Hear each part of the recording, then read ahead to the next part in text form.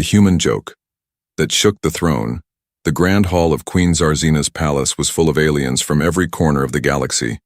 Tall warriors, wise elders, and noble families sat on floating seats, all staring at the stage where a single human stood alone. Jack, a soldier from Earth, stood tall even though he looked small next to the giant alien guards. His arms were tied behind his back and his clothes were torn from battle. Dirt and blood marked his face, but his eyes still had fire. Queen Zarzina, ruler of the Krivari Empire, was sitting on her golden throne. She was over 8 feet tall, powerful and terrifying, with glowing violet eyes and armor that looked like it was alive. Her long black hair flowed like a river of shadows, and her voice echoed through the hall like thunder. "So, this is the human?" she said, her voice calm but sharp. "This tiny creature who dared fight my army?" The crowd laughed. Jack didn't move. He kept looking straight at the queen, not afraid. He had already seen too much pain to be scared now. Zarzina stood and walked toward him. The room went silent. Her tall frame towered over him as she spoke again. "They say humans are clever, that they can survive anything. Tell me, Earthman, why should I not crush you right now?" Jack gave a small smile. "Because I'm far too charming to kill." The silence was broken by sudden laughter, from the guards, from the crowd, even from the queen herself. No one expected that answer. Zarzina narrowed her eyes, amused. "You are bold," she said. "Tell me, what do you think of Krivari women?" Jack raised an eyebrow. "You mean the ones who are tall, scary, and could probably snap me in half?" Another round of laughter. "I think they're beautiful," Jack continued, smiling. "But I don't think one would ever want to breed with a human like me." The word breed made several nobles gasp. A few spat in disgust. Zarzina's eyes glowed slightly brighter. "You dare speak of royal breeding so lightly?" she asked, though her tone wasn't angry. It was curious. Jack shrugged. "Well, if I ever had the chance, I'd make sure she enjoyed it." The room went silent again, but this time it was cold. Then came the queen's laugh. Deep, loud, like thunder rolling across the stars. "You jest, little human, but I accept your challenge." Jack blinked. "Wait, what? You wish to breed with royalty? Survive the trial of thorns first," she said. "If you live, maybe you are more than just bones and jokes." The guards grabbed Jack and dragged him away. The nobles began whispering. Many thought he would die in the first hour. Others bet coins on how long he would last. No one believed a human could survive the trial. It was meant for monsters, not men. As he was pulled away, Jack looked back at the queen one last time. He saw a small smirk on her lips, and something else in her eyes. Interest.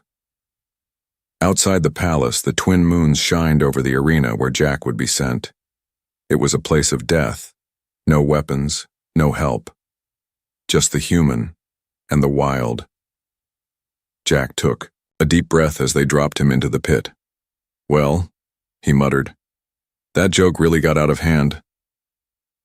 High above, in her private chamber, Zarzina stood by her window, looking down at the trial grounds. She had seen many creatures beg for life in that arena, but this human queen was different. He didn't beg, he didn't kneel, and he made her laugh. Trials of the human flesh. The jungle moon was silent, but it was the kind of silence that came before something deadly moved. Jack landed hard on the rocky ground, rolling once before stopping near a patch of glowing blue grass. Above him, the sky was a deep purple, and 2 alien moons floated side by side like watching eyes. The dropship that threw him here vanished into the clouds, leaving only dust and cold wind. No weapons, no supplies, only his mind, his body, and the hunger of the wild. He stood up slowly, body aching from the fall. His arm was bruised. One rib might have been cracked. He looked around. Tall trees with black bark, giant vines twisting like snakes. Strange sounds echoed in the distance, Growls, clicks, and the low rumble of something big. Hunting. Jack grinned to himself. "This place is just begging to kill me," he muttered. "Let's see if it can." Hours passed. In the surveillance chamber, Queen Zarzina stood before a massive holoscreen, arms crossed.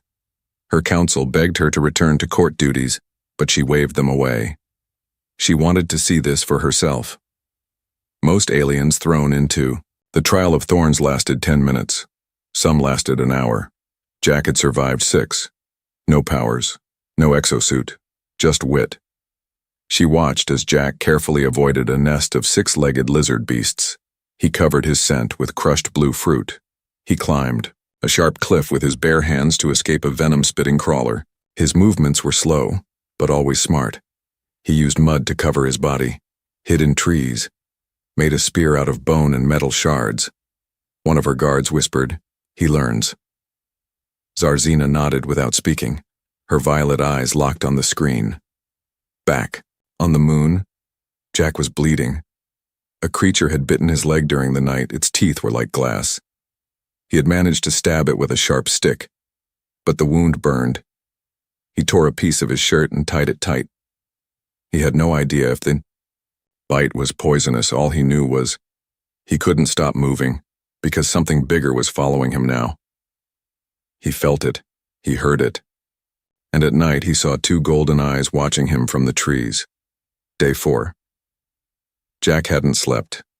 His face was pale, his breath short. He came to a clearing with a pool of red water. He was so thirsty.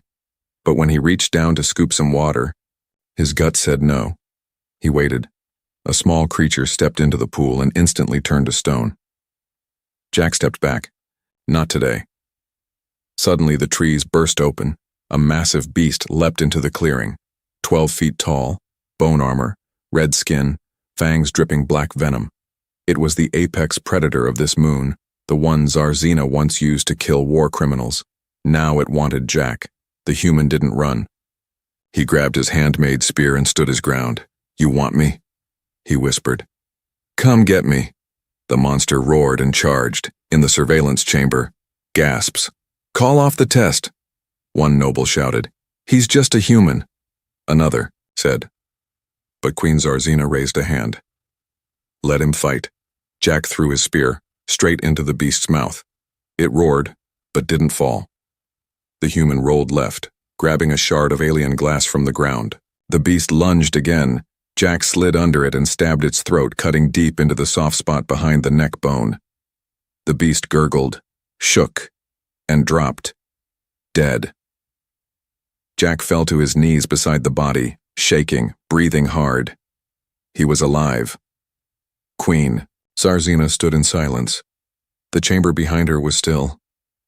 "No one has ever killed the apex," whispered her advisor. She didn't answer. But deep in her chest, something beat faster than it should. That night, as Jack built a fire from broken vines and roasted strange alien meat, he looked up at the stars. "I came here a joke," he said quietly to the sky, "but I'm not laughing anymore." The Queen watches in silence. She had seen blood before. She had watched planets burn. She had ruled empires and crushed rebellions. But she had never watched a man like this. Queen Zarzina stood alone in the shadows of her private chamber. The great holoscreen before her glowed softly, showing one image, the human, alive. Jack sat beside a dying fire on the jungle moon. He was thin now, covered in dirt and cuts, his leg wrapped in leaves. A thick scar ran along his shoulder. But his eyes, they still held light. She touched the screen lightly. For a moment she didn't speak. She only watched. Silent. In her empire, males were not protectors. They were not survivors. They were not meant to fight and win like this. He had broken all rules just by living. Elsewhere the council raged. He must be a spy. No human survives the trial. This is dangerous. He's changing how the young ones think.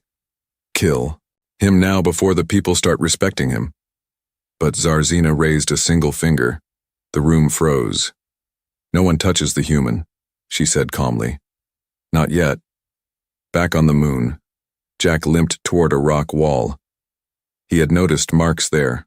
Claw, symbols, old burn lines. He placed his hand against it. It was warm. Someone died here, he whispered. Suddenly, a small creature ran past him, a baby crawler, weak and hungry. Jack had the chance to kill it, but he let it go. He wasn't just surviving now. He was learning, understanding, changing. That night, as the moons rose again, he built a small shelter and rested. He pulled out a round stone he had carved, just a small face drawn on it with charcoal. He smiled. Queen Zarzina, he said to the stone. You're probably watching. Thought you'd enjoy a show. Didn't expect me to make it, huh? He shook his head. I didn't either. Then he whispered something that would never reach her ears, but her heart would somehow feel it. Why did you give me this chance? In her chamber. She stared at the screen. She could hear his voice, though faint and broken. And for the first time in her life, she didn't feel like a queen. She felt like a woman. The next morning, she gave a quiet order. Bring him back. The guards were shocked. But my queen, he hasn't finished the trial. He's finished enough, she said. Hours later, Jack woke up to the sound of engines. A large silver pod landed in front of him. A bright beam of light scanned his body. He coughed and tried to stand but couldn't. Then a voice came from the ship. Jack of Earth, Queen Zarzina summons you. Inside the palace, nobles lined the hall again. Whispers filled the air. He returns. Impossible. Why would she bring him back alive? Does she admire him? Then the great doors opened. Jack walked in, body weak but head high. A fresh robe covered his wounds. He looked straight at the throne. And there she was. Queen Zarzina, taller, stronger and more radiant than ever. But her expression was unreadable. The crowd waited. He bowed. Your Majesty. She stood slowly. Walked toward him. The room held its breath. I expected you to die, she said. I expected you to laugh louder, Jack replied. She stared into his eyes. Do you still wish to breed with royalty? Gasps again, loud, sharp. Jack smiled, but there was no joke in his voice now. I came here a joke. But now I ask not from pride. I ask because something real happened. In that jungle. In me. She didn't laugh. She stepped closer. Then prove it. Not with words. With loyalty. The unexpected invitation. The queen broke tradition that night, for the first time in the long history of the Krivari Empire, a human was invited into the royal chamber, not as a prisoner, but as a guest. The palace glowed under twin moons. Its silver towers hummed with living energy. Guards whispered in confusion. Servants froze in disbelief. No one dared question the queen's command, but the question sat in everyone's mind. Why him? Jack stood before a large door. It was carved from dark stone and shimmered with alien runes. Two silent guards opened it without a word. He stepped in. The chamber was massive. A warm blue fire floated in the center. Walls pulsed with energy veins. It felt alive. At the far end stood Queen Zarzina, no longer in her war armor. She wore a long, flowing robe made of soft biothread, glowing faintly like stars. Her black hair was loose, falling down her back like midnight silk. Her violet eyes locked on him as he entered. Jack froze. This wasn't a warrior's room, this was hers. Sit, she said softly, motioning to a low bench made from glowing crystal. He obeyed. There was no audience, no court, no weapons. Just them. She poured a drink into a small cup and handed it to him. Jack blinked. This isn't poison, right? A small smirk touched her lips. If it is, you've earned a clean death. Jack chuckled nervously and drank. It was sweet and sharp, like fruit mixed with fire. I didn't expect this, he said, looking around. Neither did I, she replied. Silence.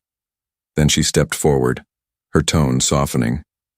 I watched every moment of your trial, every breath, every wound. You were supposed to die. I almost did, Jack replied, more than once, but you didn't. She paused. You saved a crawler baby. You gave up a clear kill. You made fire without tools. You bled and didn't scream. She walked past him slowly. You were not just strong. You were kind. Even when the galaxy wasn't. Jack looked down. It wasn't about proving anything, I just couldn't be like them. She turned to face him. Her voice was low. You changed something in me. Jack met her gaze. You changed something in me too. Then came the unexpected words. Offer you a royal bond. Jack blinked. Wait, a what? A sacred connection. More than breeding. Deeper than ceremony. A mental and physical link. For life. His heart skipped. You want that with me? She nodded once. I thought humans were beneath me, but you stood where others fell. You made me laugh. You made me question myself. Jack stepped closer. But your people, your council, they don't rule me. Her voice was steel now. I do. Suddenly a siren wailed through the palace. Red lights flashed. Guards shouted outside the door. An elite soldier burst in. My queen, the High Council demands your presence. They've learned of the invitation. They claim betrayal. Her jaw tightened. She turned to Jack. You must leave, now. He hesitated. What about you? She touched his chest, just above his heart. If you truly care, live. I will handle them. Then she whispered something in her native tongue, and 2 guards led Jack out through a secret passage. Later, in the dark halls of the council, Queen Sarzina stood tall before 12 angry alien lords. You offered a sacred bond to a human? One screamed. You shame our bloodline, shouted another. But she didn't bow. She didn't flinch. I offered it to a warrior who earned it. Even if it leads to war? She looked straight ahead, then let the stars burn. A forbidden touch. He wasn't supposed to return. Jack had been ordered to hide in the shadows of the lower city, but he couldn't stay away. Not after what she said.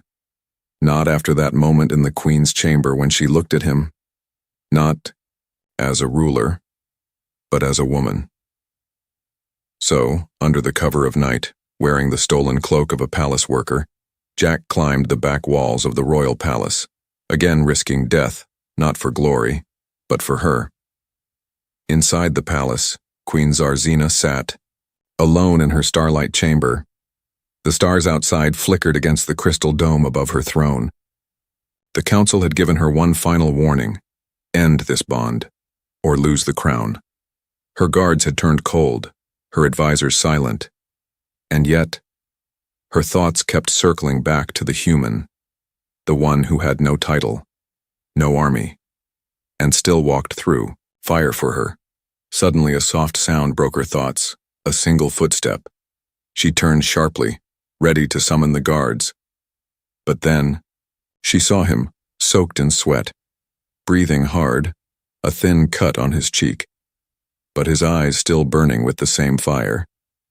Jack, you shouldn't be here, she said, standing slowly. I didn't come to survive anymore, he said. I came because I need to tell you something. She didn't speak, her expression unreadable. I didn't ask for this, Jack said. But you changed me. When I was alone on that moon, I thought of Earth. Then I thought of you. She stepped forward. You defy death and were a feeling? He nodded. I don't know what this is, but it's real. I'll risk anything for it. She raised a hand, lightly placing it on his cheek. Her fingers were warm, strong, and trembling. No one has touched me in years, she whispered. Not without fear. Jack gently took her hand. I'm not afraid of you. She looked into his eyes. You should be. But then, she leaned in, and their foreheads touched. In her culture, it was more sacred than a kiss. A bond gesture. A silent vow. In that moment, the room disappeared. The Empire disappeared. There was only her heartbeat, and his. Suddenly, boom, the chamber doors flew open. Elite guards stormed in with weapons drawn. "Step away from the Queen," the captain shouted. Zarzina did not move. She stood protectively in front of Jack. "No one touches him." "He broke royal law," the captain shouted. "He crossed the sacred line." "He crossed it," she said, "because I called him." The captain raised his weapon. Jack stepped forward, shielding her with his body. "If you want her," he said, "you'll go through me." Silence. Then, slowly, the Queen raised her hand. "I will not choose the crown over truth." The guards hesitated, then lowered their weapons. That night, the Queen and Jack escaped the palace in disguise. They rode a silent skimmer through the alien forest. No royal guards, no armies. Just a queen and a human, fugitives together. They stopped beside a river glowing with starlight. There, with nothing but nature around them, they touched again, not out of duty, not from orders, but from something no one could command. Love. And, for the first time in her long life, Queen Zarzina slept without armor, her head resting against a human's chest. The Empire reacts. The Empire awoke in fury. By dawn, every major world under Queen Zarzina's rule had received the news. The Queen fled with the human. She chose him over the throne. A royal betrayal. Cities erupted in protest. Temples tore down her banners. The council declared her unfit to rule. And in the cold halls of the citadel, 12 alien lords signed a secret order. Bring back the human alive. Kill the Queen if necessary. Meanwhile, deep in the uncharted, wild lands of the moon's Iraxis, Jack and Zarzina camped beneath glowing trees. The forest pulsed with energy. It was one of the few places untouched by machines where the old god still whispered in the wind. Jack stirred a small fire as the Queen stood silently nearby, wrapped in a dark cloak. Her posture was strong, but her eyes carried weight. "You miss it," Jack said softly. She turned. "The palace?" He shook his head. "The power, the command, being feared." She sat beside him. "Fear is not the same as respect. I was feared every day, but when you looked at me, I saw something else." Jack smiled. "I saw you." Suddenly, they heard a sharp crack in the woods. Jack stood up fast, grabbing a broken metal rod. Zarzina's eyes narrowed, glowing faintly in the dark. Then, 3 red lights appeared in the trees. Drones. Tracking bots. Sent by the council. "Go!" she said, grabbing his hand. They ran through the thick vines, dodging roots and alien branches. Behind them, a blue pulse exploded, scorching the trees. After nearly an hour of running, they reached the edge of a cliff.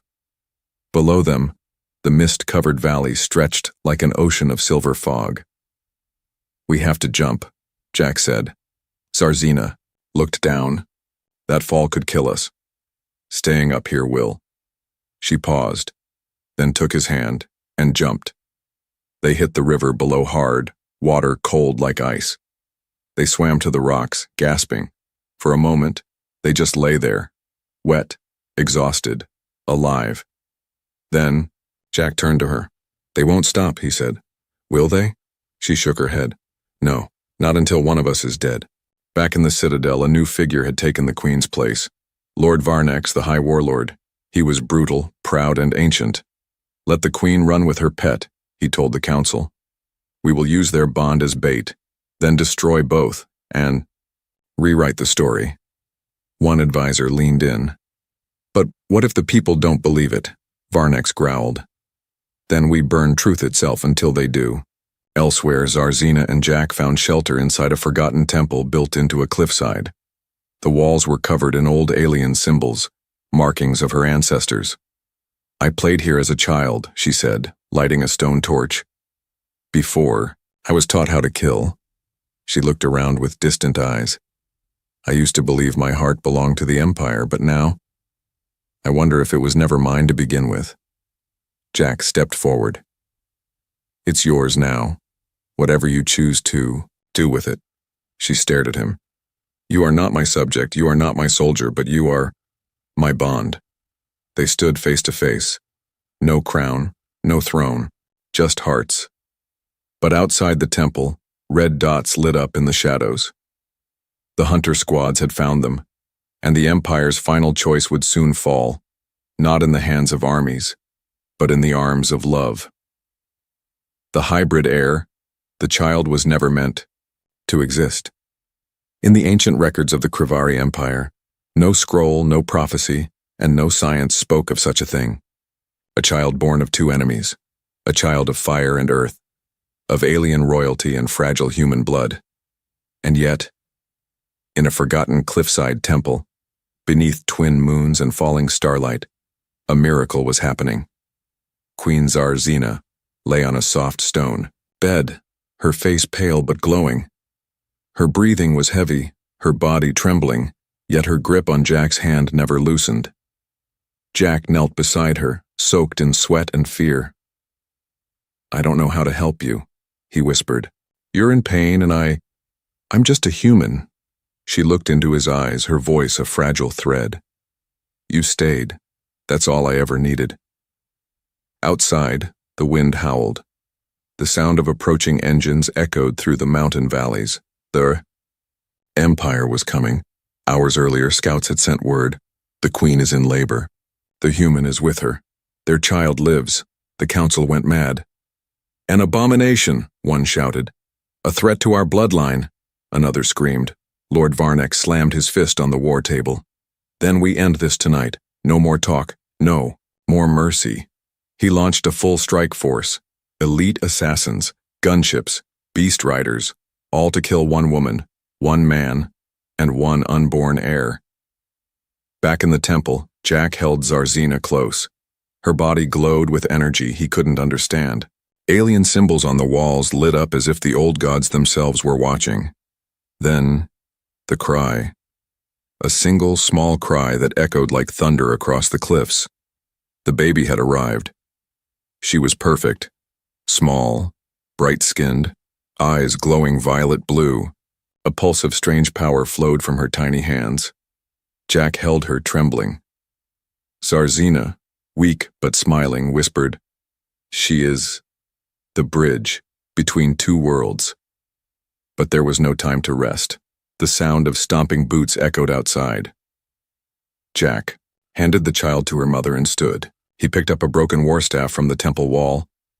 No weapons, no plan, he muttered. Just one tired guy and one very angry empire. The temple door exploded open. Dozens of armored soldiers stormed in, led by Lord Varnex himself. Towering and cruel, Zarzina tried to rise, but her body gave out. Varnex sneered. So this is your future, a filthy crossbreed and a broken queen? Jack stepped between them. Say one more word, see what happens. Varnex laughed. You? You're nothing. But then, the child cried again, and the stone walls shook. Everyone froze. Symbols on the walls lit up in golden fire. The temple itself began to hum, alive with ancient power. Varnex turned pale. What is this? Zarzina's voice rose, soft but clear. This place was built to guard the soul of the Empire. It answers only to the true bloodline. The child glowed brighter. Jack shielded them both. And then, the impossible happened. The soldiers dropped their weapons, one by one, not by force, but by instinct, by awe. They knelt, not to Varnex, not to the queen, but to the child, the hybrid heir. Varnex screamed and charged, but the queen, with the last of her strength, lifted her hand. A pulse of energy blasted from the baby's tiny body, throwing Varnex back into the stone wall. He didn't rise again. Outside, the soldiers withdrew. Some wept, some smiled. Inside, Jack held his daughter as Zarzina rested in his arms. You're not a joke anymore, she whispered. Jack kissed her forehead. Neither are you. Weeks later, A new banner was raised across the empire. Not of war, not of division, but of unity. The child, named Zara, was declared empress in the future, a symbol of peace, and by her side stood two figures history would never forget. A mighty alien queen, and the human who made her laugh, then made her believe the end.